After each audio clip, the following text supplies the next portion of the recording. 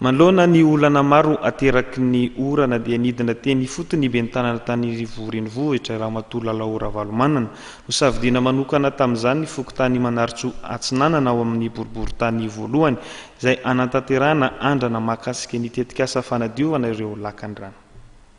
Nahita pahombiazana avy hatrany ny andrana mikasika ny fanadiovana ireo lakan-drano eto an-drenivohitra nitotsainy teknisianina ao anivon'ny fiadidian'ny tanàna Antananarivo renivohitra sy ireo teknisianina avy any Allemagne tetsy amin'ny fokontany Manaritsoa Atsinanana.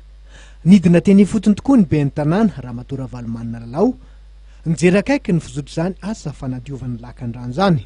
Efa tonga ireo mpiara-monina avy any Allemagne izay koa efa nidina toerana dia efa mijery hoe inona ny tena fotodrafitrasa atomboka amin'izay.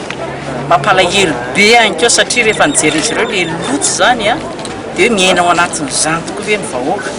Nefa moa manana finona sy fanantenantsika hoe fanasavana amin'ny mpiarabelona, fanakakaizana kokoa ny vahoaka dia miasa miaraka ihany.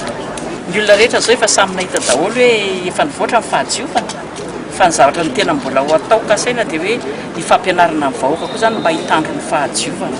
Tsy ny commune ihany fa samy manao zany, manao ny commune dia mitandrina koa ny olona manao inona moa zany, mandray andraikitra ny zavatra efa natao dia efa mba samy nahita koa zay ny anaty Antananarivo. Zao zao efa manomboka mijery an'ilay kanala nanomboka androany hanomboka an'ilay fanadiovana an'ilay kanala. Natao andaminana ny fomba fiasa hanadiovana ireo lakan-drano eto Antananarivo tokoa izao andrana izao rehefa misy ny fitaovana nentina teny toerana na nanatanterahana izany toy ity motopompe lehibe ity.